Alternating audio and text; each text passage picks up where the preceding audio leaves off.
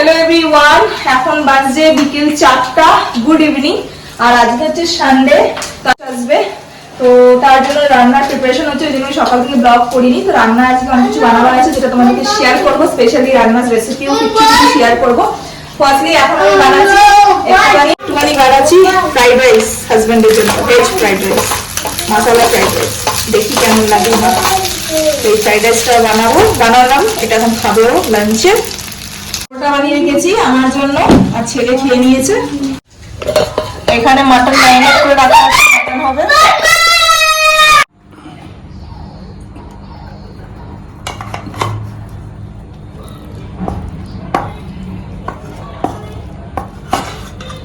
যে 5টা আর আমি কিচেনে এসে গেছি।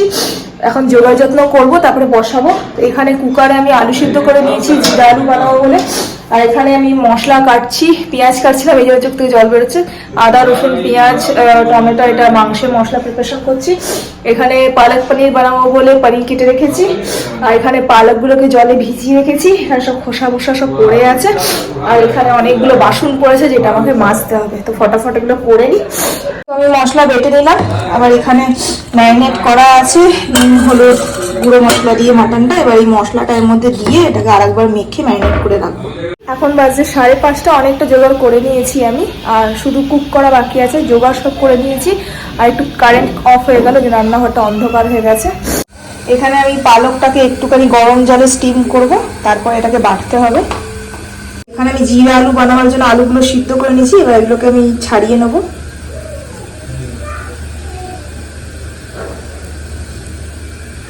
ঠিক আছে, আর আমার জোগাড়ও কমপ্লিট। তা আমি আগে জিরা আলু আর পালক পনিরটা বানাবো, তারপরে আমি লুচির জন্য আটা মেখে রাখবো, ভাত বানাবো, আর মাটন কারি লাস্টে বানাবো, একেবারে লাস্টে মাটন কারি বানাবো।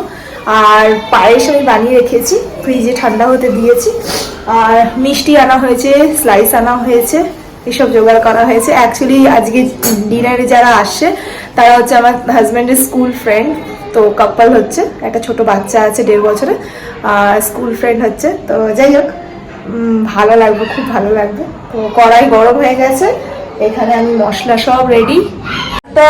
একটুখানি স্টিম হলো জলে। এবার আমি ঠান্ডা জলে ভিজিয়ে রেখেছি। ঠান্ডা জলে ভিজিয়ে রাখলে কি হবে, কালারটা যে আছে সবুজ রংটা থাকবে। এখানে জিরা আলুর জন্য আমি আলুগুলোকে পিস পিস কেটে নিয়েছি, পানিরও কিউব করে কাটা আছে। এটা পালক পনিরের পেঁয়াজ আর লঙ্কা, আদা রসুন বাটা দেবো, টমেটো বাটা এই যে করে রেখেছি, আদা রসুন টমেটো বাটা। তো চলো এবার ফটাফট জিরা আলুটা বানাই। এখানে আমি প্রথমে বেশি কোয়ান্টিটিতে জিরা দিতে হবে। জিরা দিয়ে দিলাম, পেঁয়াজ দিয়ে দিলাম, কাঁচা লঙ্কা কুচি দিয়ে দিলাম। এবার আমি পিসেস করা যে আলুটা আছে এটাকে দিয়ে দেবো।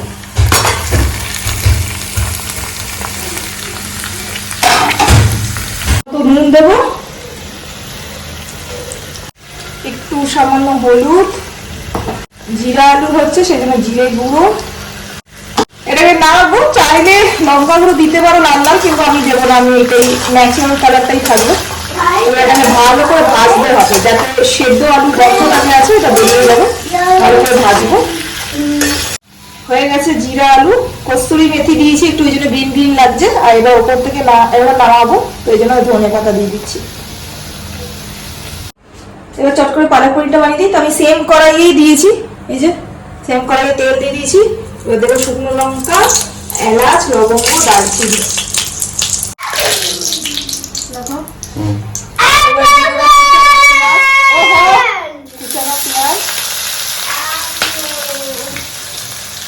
কাঁচা লঙ্কা। ভীষণ টায়ার্ড লাগছে। আর এই এখন যে বিছানার অবস্থা করেছে না, দেখাচ্ছি। আর এইটা হলো 4th টাইম। এখন 6:30 বাজে, 6:30টার মধ্যে 4th টাইম হয়ে গেল এমনি অবস্থা। কিভাবে করে দিয়েছে, যতবার এসে চাদরটাকে ঠিক আছে ততবার অমনি করতে। এটা 4বার হয়ে গেল, আবার আমাকে গুছাতে হবে গেস্ট আসার আগে। এই বেডটা আমি সকাল থেকে 3বার গুছিয়েছি, আবার এটা এমনি করে দিয়েছে, আবার এটাকে ঠিক করতে হবে। এগুলো সব শুকিয়ে গেছে, উঠিয়ে নি, বাকি কাপড়গুলোকে মেলে দিই। আজকে গাছগুলো অনেক পরিচর্যা করা হয়েছে। এখানে পেঁয়াজ লঙ্কা ভাজা হয়ে গেছে। এর মধ্যে আমি নুন দিয়ে দিয়েছিলাম, কেন পেঁয়াজে নুন দিয়ে দিলে জলদি ভাজা হয়। তো এটা ভালো পিঙ্কিশ হয়ে গেছে ভাজা। এবার আমি এর মধ্যে দিয়ে দেবো আদা রসুন আর টমেটো বাটা। আদা রসুন কুচিও দেওয়া যায়, কিন্তু আমি আর কুচি করলাম না, একবারে বেটে দিলাম। এবার এইটা আরো ভালো করে ভাজতে হবে যতক্ষণ না এটার থেকে তেল ছাড়ে। পেঁয়াজ মশলা থেকে পুরো তেল ছেড়ে দিয়েছে। এবার আমি দিয়ে দেবো হলুদ, নুন তো দেওয়াই আছে, হলুদ দিয়ে দেবো, আর জিরা গুঁড়ো দেবো অল্প করে, আর ধনে গুঁড়ো দেবো একটু বেশি করে।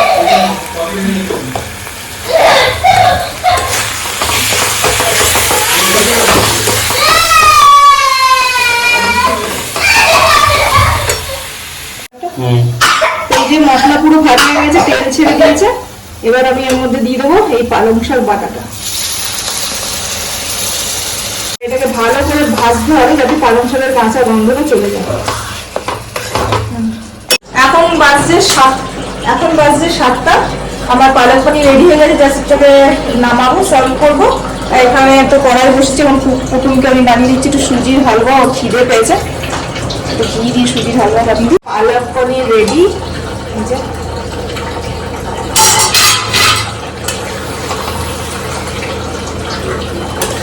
শক্ত হয়ে যাবে না?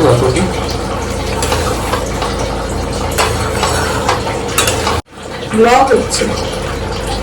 এবার এর উপর থেকে আমার ঘরে বানানো ফ্রেশ ক্রিম দিয়ে দেবো। 7:30 বাজছে। এখন আমার পালক পনির হয়েছে, জিরা আলু হয়েছে, আটা মাখা হয়েছে, চাল ভিজিয়ে দিয়েছি, মাংস ম্যারিনেট আছে, ছেলে সুজি বানিয়ে রেখেছি। এখন এই সুজিটা ওকে খাইয়ে দিই, কারণ কি এখন যদি রান্না করতে চাই যে ওর খাওয়া হচ্ছে না, ওকে আমি খাইয়ে দিই। ওকে খাইয়ে তারপরে আমি যাবো মাংসটা বানাবো, আর তারপরে লুচি তো গরম গরম করবো, আর ভাতটাও গরম গরম করবো। তো ওরা আসলে পরে আমি ভাত আর লুচিটা করবো। এখন মাংসটা ওকে খাইয়ে মাংসটা বসিয়ে দেবো। তো এনাকে একটুখানি বলছি একটু চা বানিয়ে দাও, ঠকে গেছি, তিনি দিচ্ছেনই না চা। চা দাও। দিচ্ছি।